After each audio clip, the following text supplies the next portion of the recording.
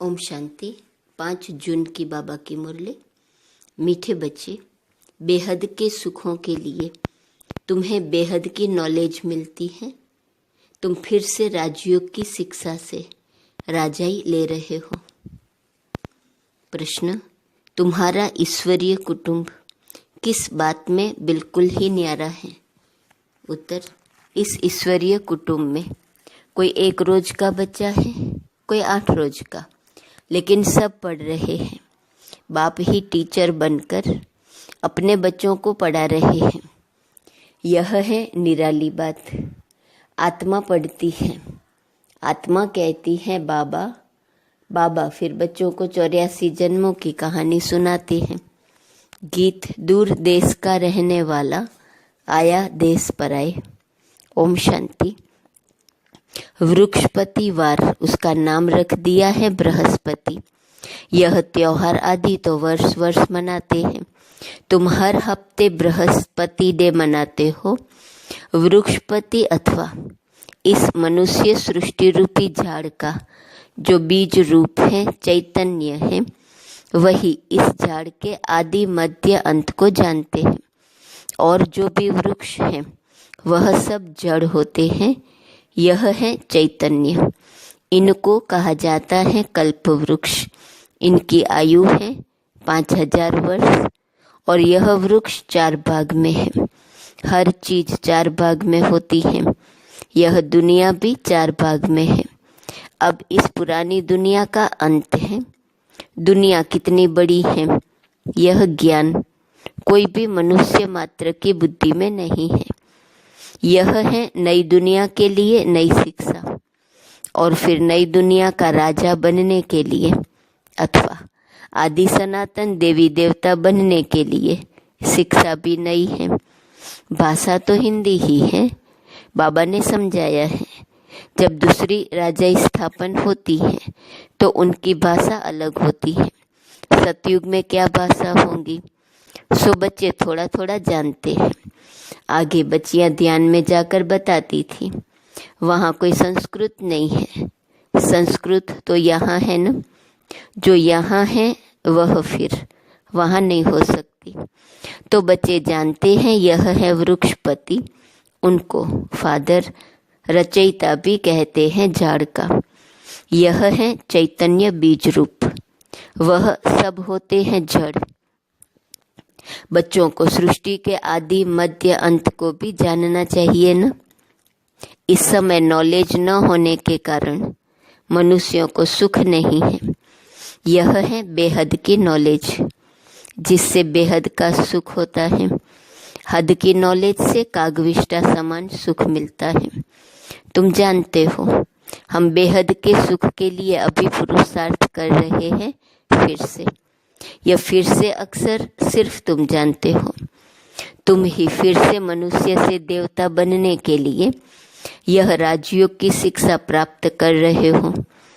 यह भी तुम जानते हो, ज्ञान का सागर बाप निराकार है। निराकारी तो बच्चे आत्माएं भी हैं, लेकिन सबको अपना अपना शरीर है। इनको अलौकिक जन्म कहा जाता है, और कोई मनुष्य ऐसे जन्म ले नहीं सकते जैसे यह लेते हैं, और इनकी भी वानप्रस्थ अवस्था में प्रवेश करते हैं। बच्चों को सन्मुख बैठ समझाते हैं, और कोई आत्माओं को बच्चे बच्चे कह न सके। कोई भी धर्म वाला हो, जानते हैं शिव बाबा हम आत्माओं का बाबा है। वह तो जरूर बच्चे बच्चे ही कहेंगे। बाकी कोई भी मनुष्य आत्मा को ईश्वर नहीं कह सकते, बाबा नहीं कह सकते। यूं तो गांधी को भी बापू कहते थे, म्यूनिसिपैलिटी के मेयर को भी फादर कहते थे, परंतु वह फादर है सब देहदारी। तुम जानते हो, हमारी आत्माओं का बाप हमको पढ़ाते हैं। बाप घड़ी घड़ी कहते हैं अपने को आत्मा समझो। वह बाप आकर पढ़ाते भी आत्माओं को है। यह है ईश्वरीय कुटुंब। बाप के इतने ढेर बच्चे हैं। तुम कहते भी हो बाबा हम आपके हैं। तुम बच्चे हो गए। कहते हैं बाबा हम 1 रोज का बच्चा हूँ, 8 रोज का बच्चा हूँ, मास का बच्चा हूँ। पहले जरूर छोटा ही होगा, बल 2-4 दिन का बच्चा ही है, परंतु ऑर्गन्स तो बड़े हैं ना, इसलिए सब बच्चों को पढ़ाई चाहिए। जो भी आते हैं सबको बाप पढ़ाते हैं, तुम भी पढ़ते हो। बाप के बच्चे बने फिर बाप समझाते हैं तुमने 84 जन्म कैसे लिए हैं। बाप कहते हैं मैं भी बहुत जन्मों के अंत में इनमें प्रवेश करता हूँ और फिर पढ़ाता हूँ। बच्चे जानते हैं यहाँ हम बड़े ते बड़े टीचर के पास आए हैं, जिससे ही फिर यह टीचर्स निकले हैं जिनको पंडे कहते हैं।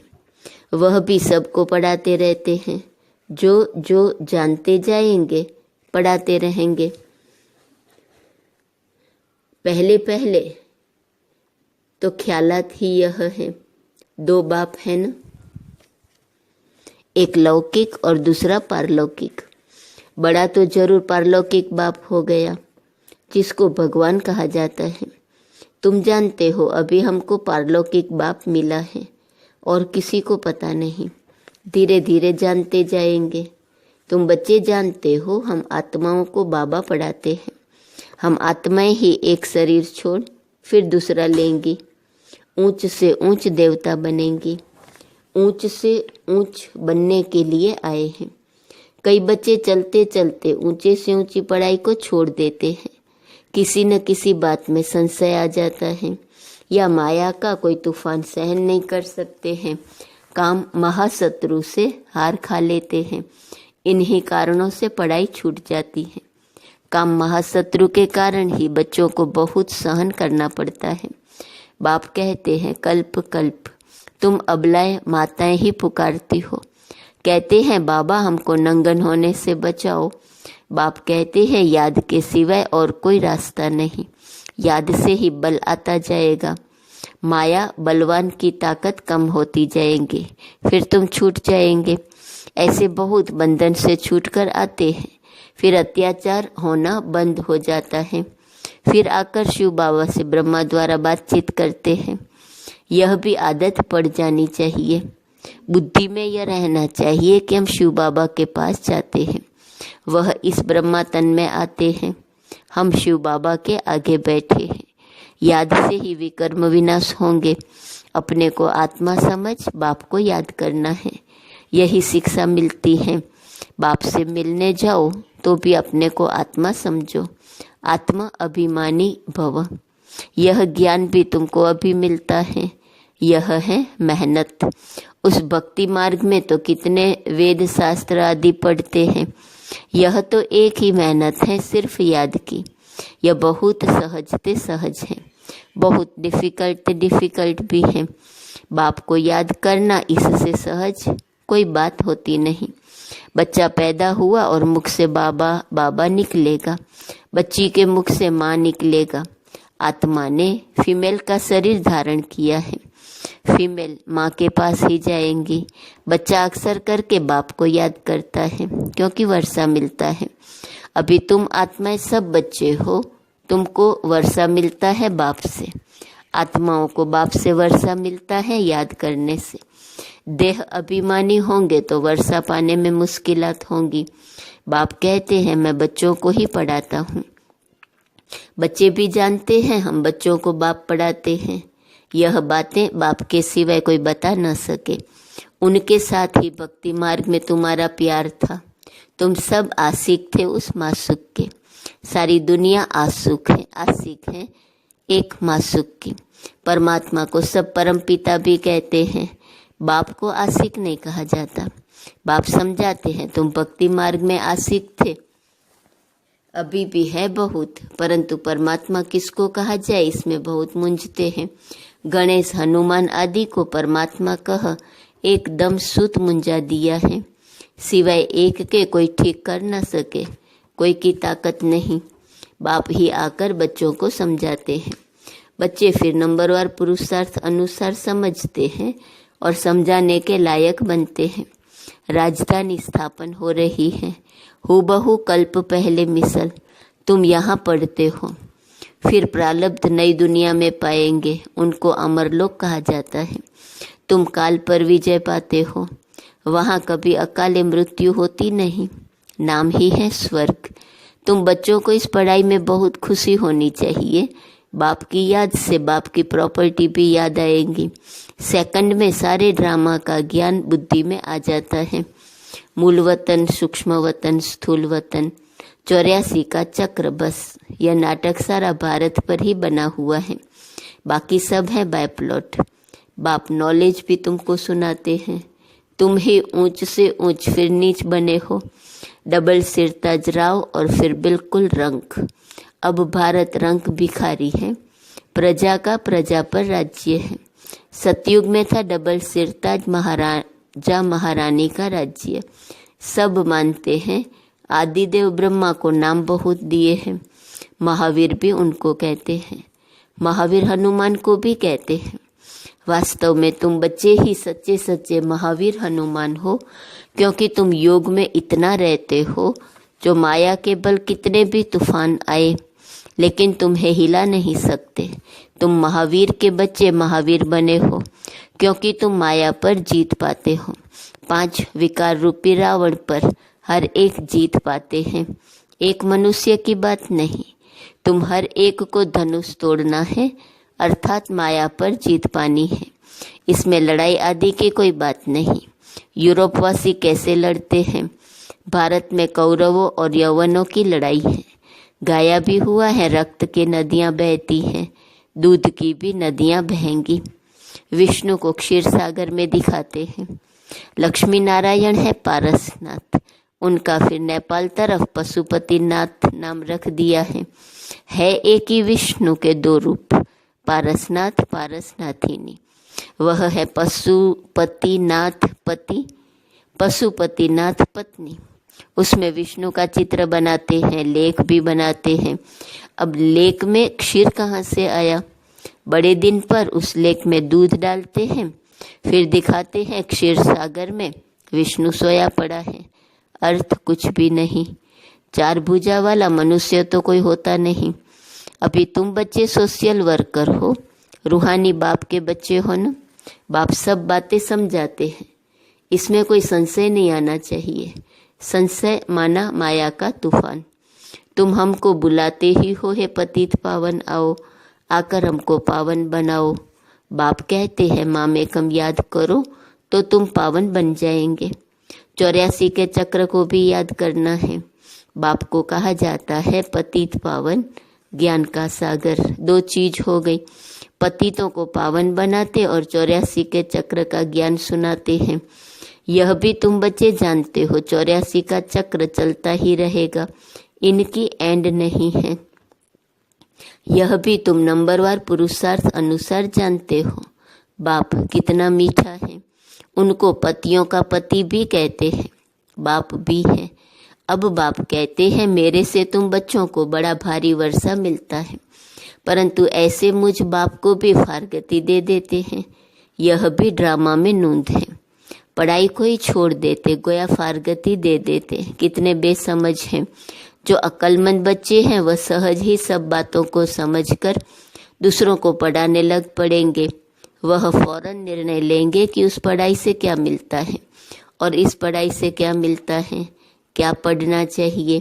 बाप बच्चों से पूछते हैं, बच्चे समझते भी हैं कि यह पढ़ाई बहुत अच्छी है, फिर भी कहते क्या करें, जिस्मानी पढ़ाई नहीं पढ़ेंगे तो मित्र संबंधी आदि नाराज होंगे। बाप कहते हैं दिन प्रतिदिन टाइम बहुत थोड़ा होता जाता है, इतनी पढ़ाई तो पढ़ नहीं सकेंगे। बड़े जोर से तैयारियां हो रही हैं, हर प्रकार से तैयारी होती है ना। दिन प्रतिदिन 1-2 में दुश्मनी बढ़ती जाती है। कहते भी हैं ऐसी ऐसी चीजें बनाई हैं जो फट से सबको खलास कर देंगे। तुम बच्चे जानते हो ड्रामा अनुसार अब लड़ाई लग नहीं सकती, राजाई स्थापन होनी है। तब तक हम भी तैयारी कर रहे हैं, यह भी तैयारी करते रहते हैं। तुम्हारा पिछाड़ी में बहुत प्रभाव निकलने का है। गाया भी जाता है अहो प्रभु तेरी लीला, यह इसी समय का गायन है। यह भी गाया हुआ है तुम्हारी गतमत न्यारी, सब आत्माओं का पार्ट न्यारा है। अभी बाप तुमको श्रीमत दे रहे हैं कि मामेकम याद करो तो विकर्म विनाश होंगे। कहाँ श्रीमत, कहाँ मनुष्यों की मत। तुम जानते हो विश्व में शांति सिवाय परमपिता परमात्मा के कोई कर न सके। 100% पवित्रता, सुख, शांति 5000 वर्ष पहले माफिक ड्रामा अनुसार स्थापन कर रहे हैं। कैसे? सो आकर समझो। तुम बच्चे भी मददगार बनते हो। जो बहुत मदद करेंगे वह विजयमाला के दाने बन जाते। तुम बच्चों के नाम भी कितने रमणीक थे, वह नाम की लिस्ट एल्बम में रख देनी चाहिए। तुम भट्ठी में थे, घर बार छोड़ बाप के आकर बने, एकदम भट्ठी में आकर पड़े। ऐसी पक्की भट्ठी थी जो अंदर कोई आ न सके। जब बाप के बन गए तो फिर नाम जरूर होने चाहिए। सब कुछ सरेंडर कर दिया, इसलिए नाम रख दिए। वंडर है ना, बाप ने सबके नाम रखे। अच्छा, मीठे मीठे सिकिलदे बच्चों प्रति माता पिता बाप दादा का याद, प्यार और गुड मॉर्निंग। रूहानी बाप की रूहानी बच्चों को नमस्ते। रूहानी बच्चों की रूहानी बाप को नमस्ते नमस्ते नमस्ते। धारणा के लिए मुख्य सार। पहली पॉइंट, किसी भी बात में संशय बुद्धि नहीं बनना है। माया के तूफानों को महावीर बन पार करना है।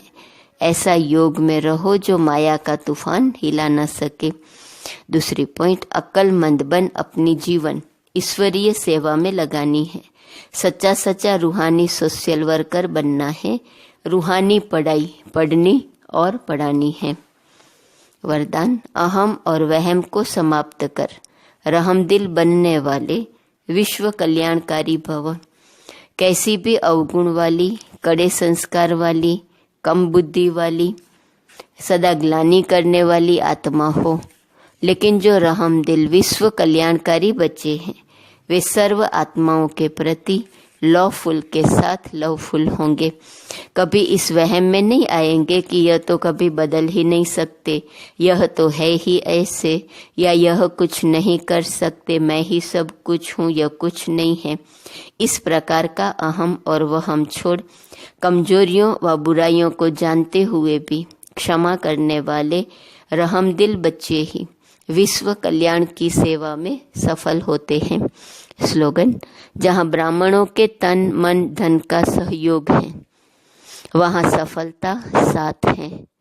अव्यक्त इशारे की पॉइंट। उससे पहले आज का स्वमान, मैं देह भान से सहज अर्पण होने वाली आत्मा हूँ। 5 जून अव्यक्त इशारे की पॉइंट। आत्माएं जब आपके आत्मिक स्वरूप का अनुभव करेंगी तब वे बाप की तरफ आकर्षित होकर अहो प्रभु के गीत गाएंगी और देहभान से सहज अर्पण हो जाएंगी। अहो आपका भाग्य, ओहो मेरा भाग्य। इस भाग्य की अनुभूति के कारण देह और देह के संबंध की स्मृति का त्याग कर देंगी। मम्मा के गुण और शक्ति की पॉइंट। 5 जून देही अभिमानी के नेचुरल गुण द्वारा निर्भयता की शक्ति से संपन्न। गुण देही अभिमानी, शक्ति निर्भयता। मम्मा ने देही अभिमानी रहने का बहुत गहरा अभ्यास किया। मैं आत्मा अजर अमर अविनाशी हूँ, इसी स्मृति ने मम्मा को निर्भय बना दिया। वे सदा शेरनी शक्ति बनकर रही। नया ज्ञान और सतयुगी दुनिया के लिए नई धारणाओं के कारण लोगों ने अनेक प्रकार के विघ्न डाले, विरोध किया। मम्मा ने निर्भय बनकर उन सब का सामना किया, कभी किसी से भयभीत नहीं हुई। बाबा कहते, बच्चे ऐसी निर्भयता की शक्ति आप बच्चे भी धारण करो। देही अभिमानी रहने की नेचर बना लो। ओम शांति।